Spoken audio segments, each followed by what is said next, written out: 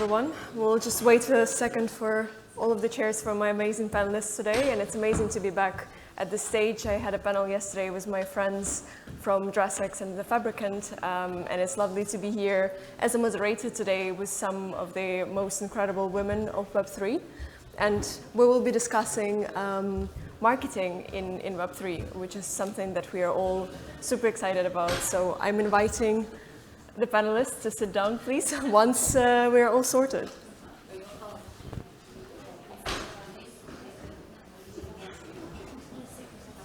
I think my face was here. Okay, we'll work it out.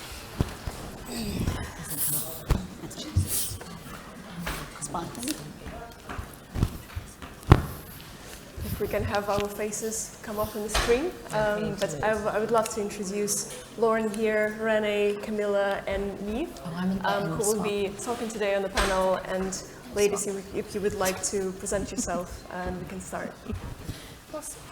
So my name is Lauren Ingram. I'm the founder of Women of Web3, which have been running for the last something like 20 months. I'm talking about it as though it's like a baby. So we're on a mission to educate as many women as possible about Web3, help them seize opportunities in it. Previously, I was a marketer. I've been a marketer in tech for about 12 years across from like sort of tiny little blockchain startups in 2014 all the way up to Meta a few years ago, and now running my own thing. Hi everyone, my name is Renee Francis. I'm here from Australia, in case you can't tell from my accent. I'm the founder of two agencies. My first is The Bubble Co. It's a Web2 digital marketing agency, been running for 7.5 years. And more recently, I founded Take3, which is a Web3 dedicated agency. And in Australia, we work with clients like Binance. We help them with their content, Layer 1 blockchain called the Red Belly Network, the Australian Crypto Convention, crypto lending protocols, so a wide range of clients. I entered this space around 2019, 2020, when I started learning how to invest in crypto. And in the last bull run, I think there was a point where I had about 100 altcoins in my portfolio. So, but it was a good bull market for me. And I'm really excited to be here. So thanks for having me. Hi, my name is Niamh. I work for a company called Defactor Labs. We are an on-chain credit marketplace connecting investors with businesses looking for alternative sources of capital through the tokenization of real-world assets. I also run Women of Web3 alongside Lauren. We met at Meta. I was there when they did the pivot from Facebook to Meta. But my background is mainly in ad tech and martech, so I've worked at Meta, Adobe, and Hootsuite. Hi everyone, I'm Camilla Purkis-White. I'm a brand marketing leader, and I've worked with leading brands such as Unilever and Coty Beauty, and really helping them propel not just their brand marketing, but entering the space of emerging tech. I'm also the host of the podcast Web3 for Good, and run a research aggregator called Glam, which is aggregating all beauty brands' adoption of Web3 and emerging technologies. And my name again is Anna. I'm a marketing lead at DRESSX, the biggest digital fashion retailer. I joined the company 3 years ago, just at the start, and I'm leading all of our marketing activities and projects with companies like Meta, Google, Snap, Roblox, and all of the major fashion brands that you see fashion activations in digital at the moment. So I would love to start this conversation actually with the switch from Web 2 to Web 3. And I know that some of the panelists have their experience in Web 2 as well.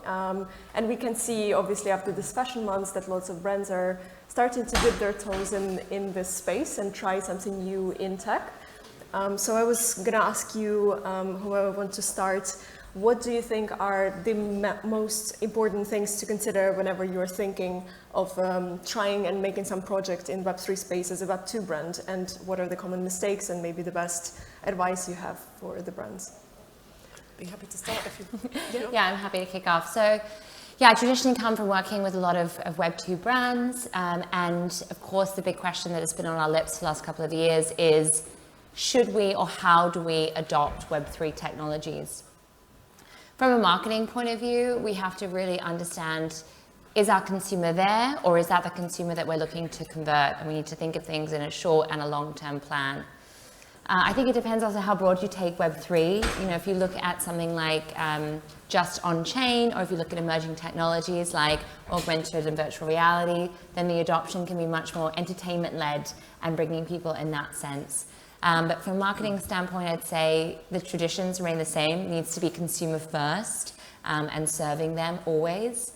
And when we think of from a wider business adoption, you know, I think we really see the successes when it comes from the top.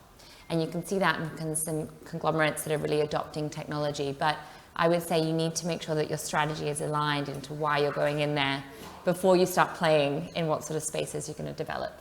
Yeah, I would agree.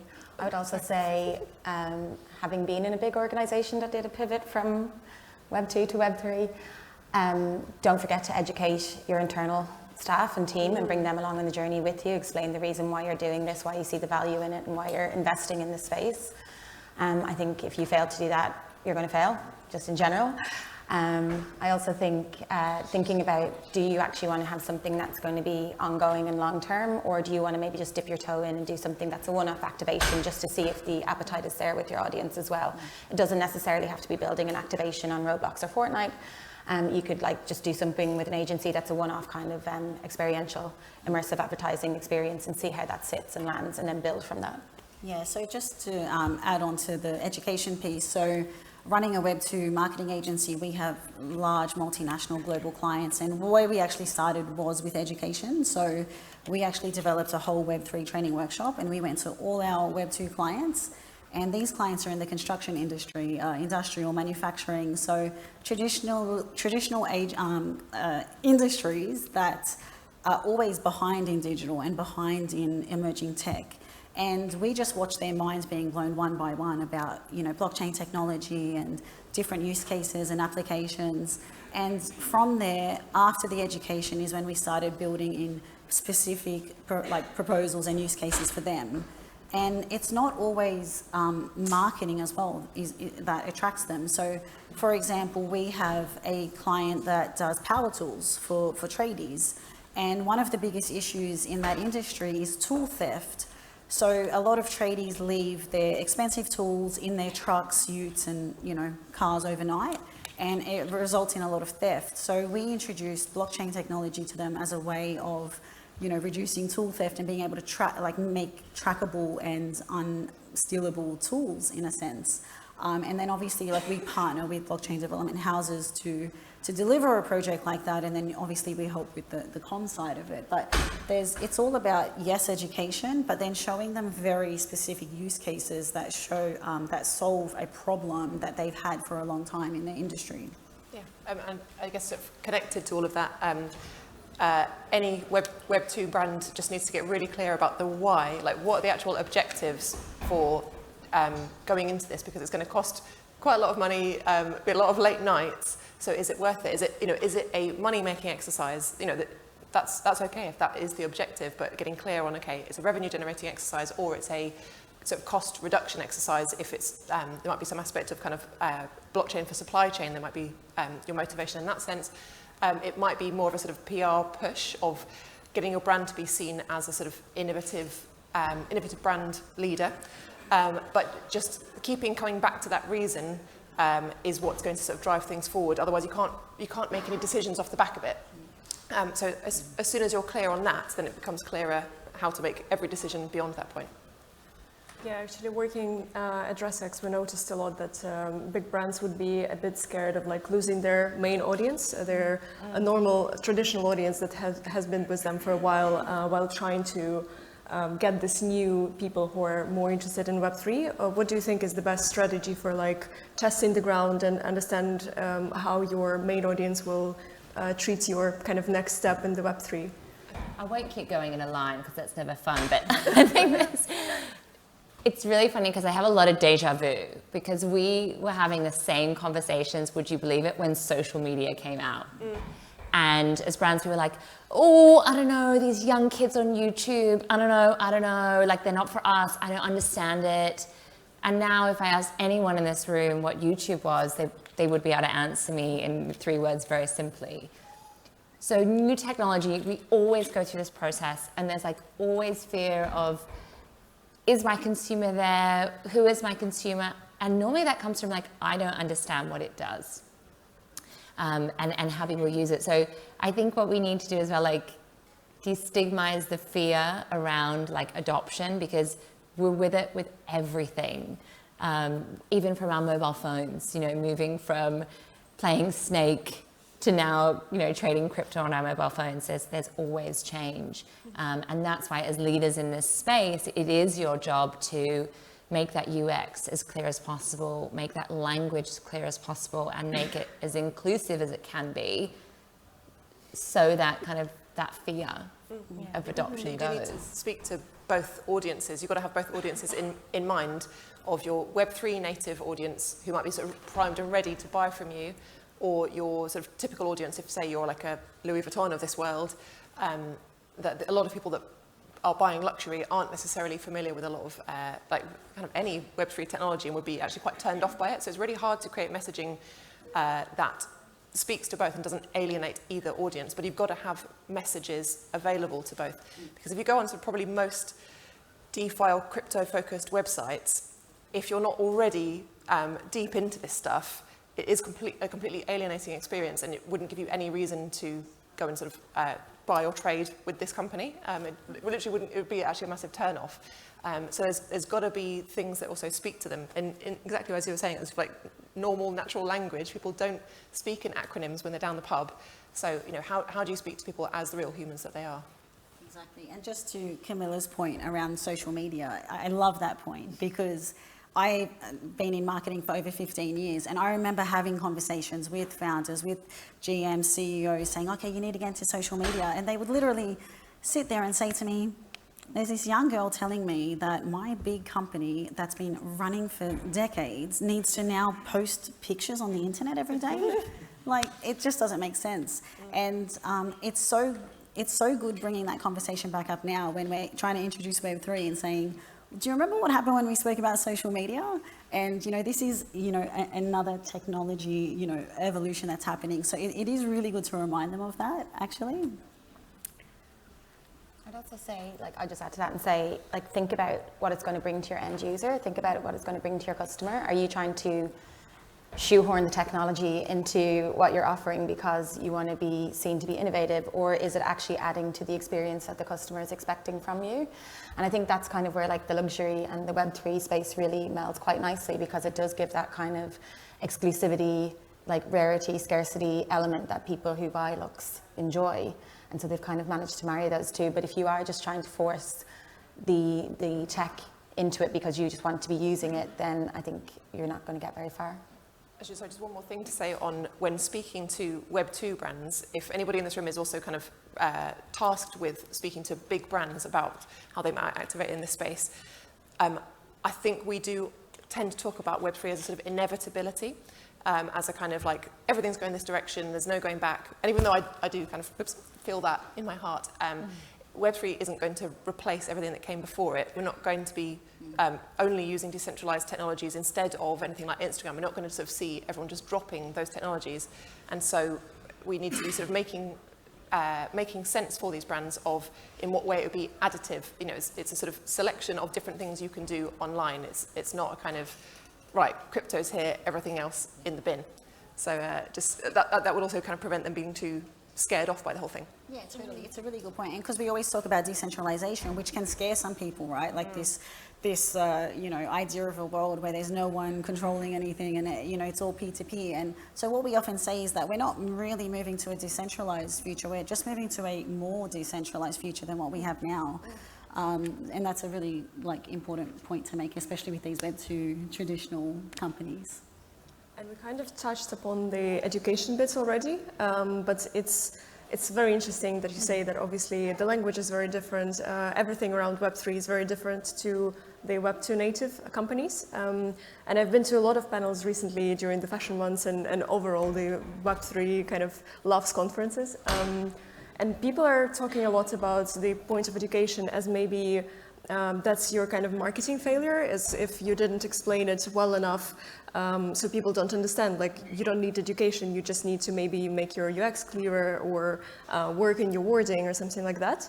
But I'm wondering what you think about this education bit in the whole Web3 space. How would you tackle it? Do we need it at all? Do we need to educate the audience, or do we need to simplify our product to make it appealing? I feel very passionately about this. My background is in partnerships and enablement, and I always think that if you don't educate people, you're just going to run into troubles later on. I think that you can't advocate for a more decentralized future and then also say that people don't need to be educated about the autonomy and the ownership that that's going to bring for them. I think you don't have to go overkill on it. Like, it depends on what you're doing. So for example, if you want people to be using NFTs or using crypto or, you know, POAPs or whatever, they're going to be getting a wallet. There's an inherent degree of risk there. You do need to educate them. That's just, it's careless if you don't. But if you are, like the example I used earlier on, in a kind of B2B situation, if you're like a financial institution and you're integrating blockchain technology to help you with like internal processes like, you know, KYC or anti-money laundering or any of that sort of stuff, and all people have to do is upload their documents, and behind the scenes the blockchain's taking care of it, you probably don't, right? So it's like picking and choosing of what, where the education needs to be, where the risk is for the end user. I think there's a lot of like first movers in this space who are a little bit impatient. They want people to come along quickly. They want it to happen now, but it's not that easy for everybody else. And like you say, like with the jargon and the language that is like readily used in this space, it's really off-putting for people, and it's hard for people to get involved. And there's no structure to it. You know, if you start to try and learn about Web3, you could start anywhere, and like, you know, it'll take you on a crazy journey, but you have to be self-disciplined. You have to really want to do it yourself. And I just think, yeah, it's a bit of a responsibility to bring people, of the companies that are in this space, to bring people along with them. Yeah, people have to be very motivated to go and actually learn about this stuff in any great detail, because it's not actually something they desperately need. So, yeah, you need to give them a reason to need it. But building on that sort of jargon point, something that we continuously hear in the Women of Web3 community is how, again, how alienating that jargon is and off-putting, and actually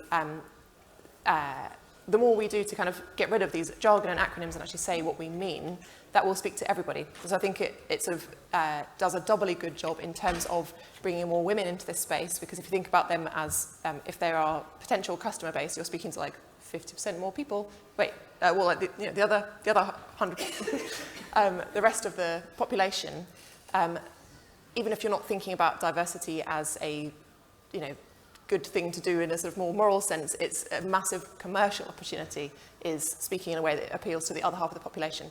So, and I think that does start with the education piece, because again, what we're hearing from women is that they feel like they need to know enough about sort of NFTs or crypto, anything like that, in order to transact on the blockchain, because the UX is, am I allowed to say clusterfuck on stage? A lot of it is a clusterfuck.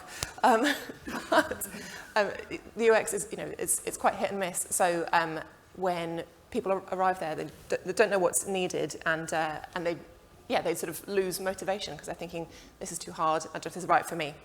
Exactly. No, I fully agree with everything that's been said. Education is how I got into the space. Like I mentioned earlier, I got in through financial education, actually through a company based here in the UK called Investment Mastery. And that's how I learned about crypto, and that's what made me feel comfortable about coming into the space and investing in assets that I didn't understand at the time.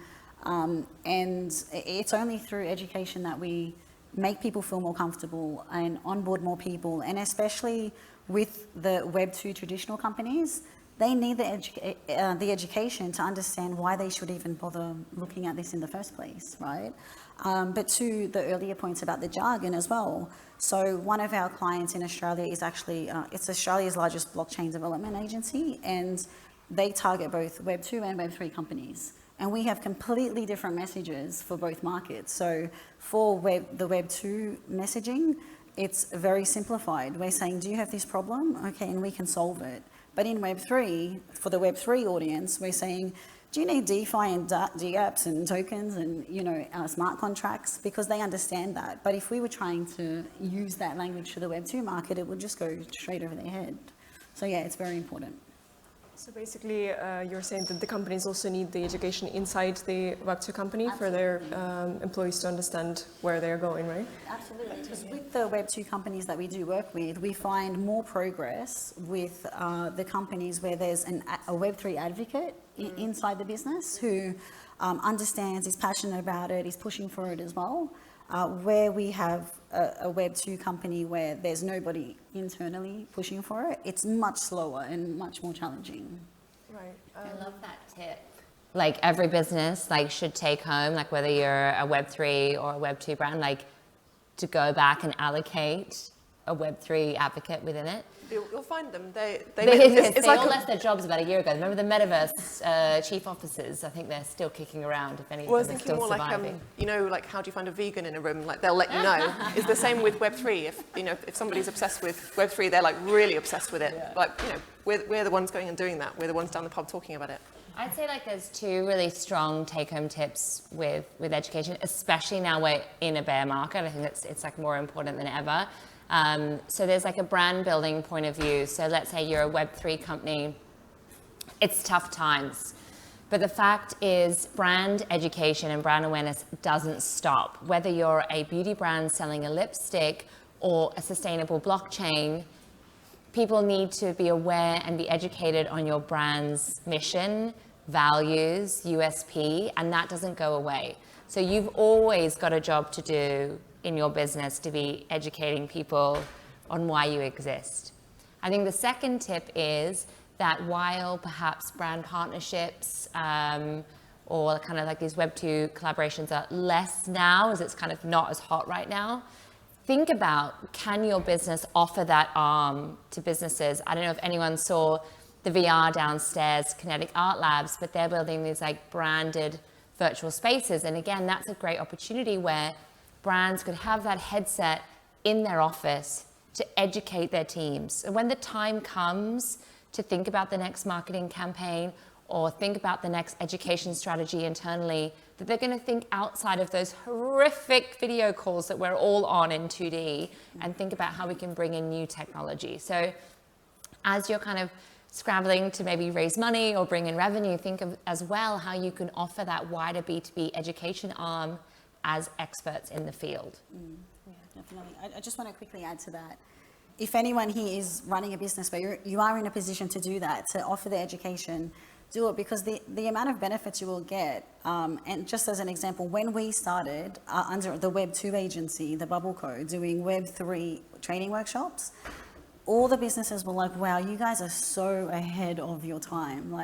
We don't even know where you guys are coming from right now. So if you can position yourself as being thought leaders and educators in the Web3 space, which is the next iteration of the internet that hasn't fully happened yet, you're just going to be miles ahead of everyone else in your industry. Actually, coming back to Web2, my next question is coming more from a traditional fashion perspective, because when we're working with DRESSX, we actually also propose our product to the influencers and key opinion leaders, and that has been our pain since day one, because obviously in traditional world you offer a product in exchange for some support or testing or anything really, and when it comes to Web3 and digital industry, you obviously are offering either a technology or a digital product, something that doesn't really exist in a way, you can't really touch it. So we found a lot of trouble with actually getting people excited about it and try it and maybe do some service for us in exchange for something that they can't touch. What is your take on working with key opinion leaders and influencers in Web3? How does it work for you, and do you have any advice on that? I still give people lipstick, so but look, I think there's two things with influencer marketing. The first is truly finding who is influential for your audience. Now that might be the head of HR in a business. That might be the head of commercial. It might be more of helping them do learning sessions in a business. It's not always this Instagram exchange. But when we think of it in that sense, actually the trade-off of experience is another one that you can look at. And actually this is just something that a lot of people will use in the traditional fashion world, where they will take someone on an experience and in that time educate them on their product and their service.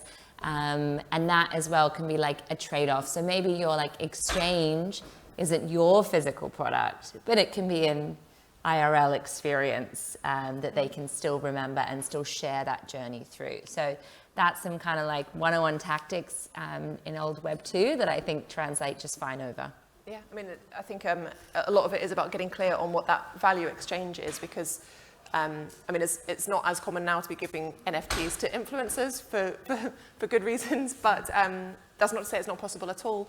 And so it's just thinking about what that value exchange is, because actually, as well as giving them some kind of digital token or having them as part of your community in some way, you probably are also going to need to pay them if you're talking about somebody seriously influential in any sense. But they might have a different, basically, sometimes companies are very ready to just be like, oh, but I'm giving you a free NFT, but actually maybe that's not enough for influencers to want to, say, post about things, especially because of the kind of volatile nature of, NFT markets and sort of broader Web3. There's a sort of reputational risk there, so there's also an opportunity to be educating those influencers too. I was just going to say, not all I come from like a B2B environment. Not all influencers are on Instagram and TikTok. There's people who are very influential within communities, at conferences, within the finance world. So like you can always approach those people as well and see if they want to come into some sort of like introduction agreement with you, or referral agreement, or if they want to become an ambassador for your company. Again, usually it is an exchange of like monetary value, because it is their time and it is their reputation. But it doesn't have to always be online. Like there's as much value to be gained from somebody who's very well connected in the real world as well, even if it's just to introduce the product that you have. And especially in with this, when we talk of like this higher level opinion leaders in more of a corporate world, you should always be really open as well into seeing how you can integrate people into like board of directors, because actually like people just love that. They love to feel like they have that higher level input and they're helping drive the industry. So, invite people to the table. And again, you might find that that is going to really elevate your business and your brand building a lot more, being associated with these very, very high-level corporate leaders. So that's another kind of door you can open that may not cost you much, if anything. Yeah, absolutely. And my take is that they're very important in the space. Obviously, if audiences trust somebody, and then you can tap into their audience and sort of leverage of their audience, then you can build that automatic trust with your brand as well. But it comes with doing a lot of research and due diligence as well. So if anyone is looking into working with KOLs and influencers, you need to do a lot of background work before you engage. I mean, we all have seen what's happening with BitBoy at the moment as an example. So it's not just like jumping in too quickly with anyone in this space. So when we engage influencers, we will sift through hundreds and do research before we put them in front of our client and before we actually even consider getting them involved. So it's really important to make sure also that they're aligned with the brand, so that there's still a lot of authenticity around the partnership. I think that generally audiences, communities, and us as people, we're much more educated these days around things that are sponsored and ads and who's being paid to push what. So there still needs to remain an element of authenticity around these partnerships, and there needs to be a good brand fit and brand alignment that needs to be taken into consideration. I would just say one other thing as well is that your influencer or your thought leader, whoever it might be, might not be a Web3 person as well. It could be somebody who's like very well respected in like a traditional or Web2 industry, but who has their finger on the pulse, who's a bit of a future forward thinker. Someone that just popped into my head there was Martin Harbeck, who we worked with at Meta, who if Martin posts about anything on LinkedIn, it just blows up immediately, and he's always interested in emerging tech and what's happening. So it might not necessarily be someone who's like a leading voice in this space. It might be somebody who's going to be that kind of bridge between the two. Adjacent thing. And then looking from the sort of flip side of, if you are approached about essentially in a sort of influencer sense, because everybody in here is almost like a sort of ambassador for Web3, if you're already sort of working full-time in it. Think about, if you are approached, if your values align, of like, if you are being given something like a free NFT or free product in whatever sense, think about, are you actually happy to sort of be promoting that or aligning yourself with that company? What is the value exchange? Are you being paid for it? And then also just one other thing to be aware of is if you do have something like an NFT, if you're given that for free and if that increases in value, you also pay tax on that because it's like being paid in any other sense.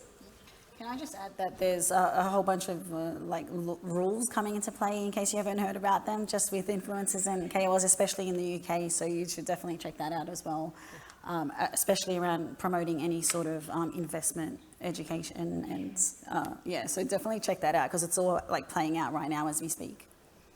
Okay, I'm taking notes here. It was really insightful, but I'm mindful of time, so I think we should get to the next question. And obviously, as you know, Web3 space is very much prone to hype. And speaking back to our kind of main topic of the panel, what do you think is the best approach here? How do you get this long-term brand building mindset rather than, getting into all of the hyped up topics and everything, and then suddenly it kind of goes away, and now Web3 is actually not a very sexy word, and NFTs are not popular anymore. How do you actually keep up with your strategy and make it work in the long term? Have a strong marketing manager that pushes back. There's always going to be people within any business who, when the tide starts to turn, they'll kind of just ask, should we be doing this? Should we be doing this? Like, should we be directing our attention here? Should we just put a bit of AI in and say that that's what we're doing now? And, having somebody who is at the helm of like your brand and your messaging who can kind of push back on that and say, no, we have a good product, we have a good idea, we're bringing value to our customers.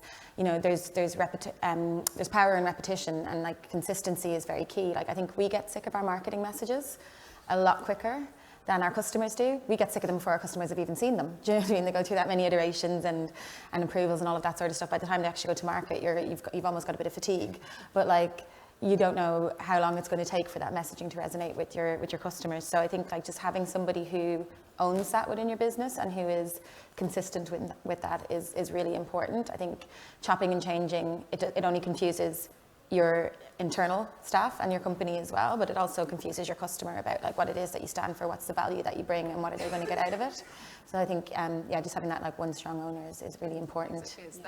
Those values, that purpose as a business, that if you take away the hype of like, oh yeah, we're something exciting that's on the way up, what's your brand or your business actually about? Like, what do you stand for? Would anybody else be able to repeat that back to you as to what your brand is about and stands for beyond just the kind of what the mechanism of what your product does? So and that will sort of hold true regardless of what the market is doing. Is if you sort of, as you say, just sort of keeping repeating messages. Don't be afraid to hit people over the head with it, repeating your messages and what you stand for. Yeah, so just to add to that, there's a statistic from Kerwin Ray, if you've heard of him, where traditionally consumers needed to see a marketing message 3 times before they retained it and took action. And because there are so many channels these days, that number has actually grown to 20. So consumers need to see a marketing message 20 times before they take action. So, to all these great points, we get sick of our message quicker, as you mentioned. So don't be afraid to keep hammering that message a bit longer than you might have originally. But to answer your question around sort of, building in this market, so yes, it's around having a clear strategy and a plan and sticking to it as well. It's about having a very long-term vision. So you're not expecting everything overnight. So, what we've found in the last 12 months in the longest bear market on record is it's actually been the best time for us because we're actually working with real, legitimate builders in the space. So people that are still here, in the longest bear market, they're here for the long run, and they're the people that you want to partner with. Whereas in the bull market, we were having to turn down and say no to so many people with ideas every day. So it's actually been a really good time to build, and this is the time to build if you're working in this space. And I would just leave you, I guess, with a little bit of faith. No matter what industry you're in, marketing for any brand is always going to be like this. And sometimes you're hot right now and that lasts a year, and then a competitor comes along and it crashes and it comes back up the next year. That can be days, weeks, months, but that is going to be building a brand and a business, and you have to always be strategic and agile at the same time. So I guess it's a little bit like, don't fret, but just keep going. Okay, that was actually very insightful and reassuring in a way in terms of marketing. But I'm just mindful of time, so I believe that Lauren, Renee, Niamh, and Camilla are all staying here for a bit. So if anyone has any question, please catch us up to the panel and feel free to ask us anything. Thank you very much.